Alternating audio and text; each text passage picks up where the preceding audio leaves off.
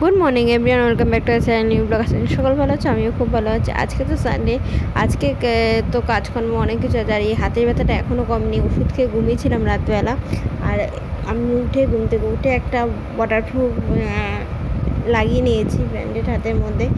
এত প্রবলেম হচ্ছে না, আর কাজ করছি তো এবার স্বাভাবিকভাবে ডান হাতে কাজ করি, আর প্রচণ্ড প্রবলেম হচ্ছে।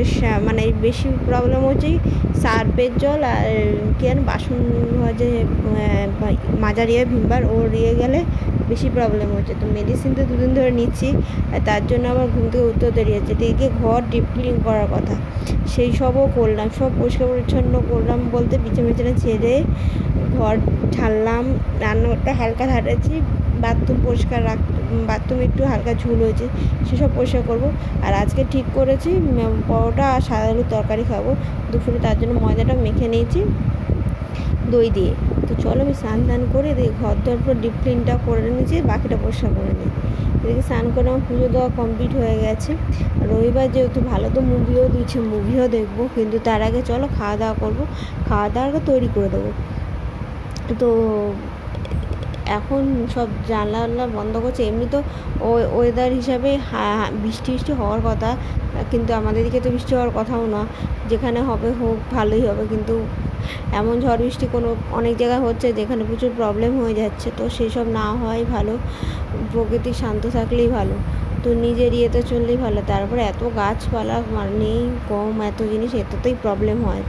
আর আমি স্নান করতে যাওয়ার আগে আলুটা কেটে ভিজিয়ে রেখে রাখলাম, যেন তাড়াতাড়ি হয়। এটা আমি তোমাকে আগেও বলেছি, আলু তাড়াহুড়া রান্না থাকলে বা কোনো ইয়ে থাকলে আলুটাকে কেটে জলে ভিজিয়ে রাখবে।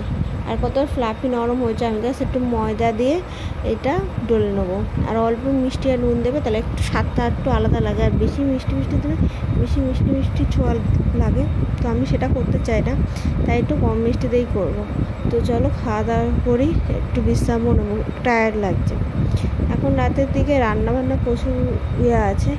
এদিকে দেখছি আমি এই ওয়েব সিরিজটা কি ফ্যামিলি কি একটা হয়েছে। এই ঘর দেখছো সব পরিষ্কার, ঘর মোছাও হয়ে গেছে এখন রাত্রিবেলা, 3 থেকে 4 বেলা সারাদিনে ঘরই পরিষ্কার করে মুছছি আমি।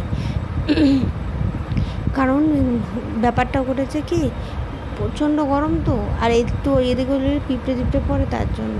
দেখো মাছের ঝোল হয়ে গেছে, আলু তরকারি রয়েছে, ভাত হলো ফুটছে, আর লুচি বানিয়ে রেখেছি, আর একটুখানি লেচি ছিল সেটাতে লুচি বানিয়েছি, তার সাথে চাটনি রয়েছে, আরও অনেক কিছু রয়েছে। পাঁপড় ভাজে, পাঁপড়টা দেখছি দুরকম লাগছে না, দুরকম লাগার একটা কারণ আছে, কারণ তেল গরম না হতে আমি দিয়ে দিয়েছিলাম, ওই জন্য আর ফুলেনি।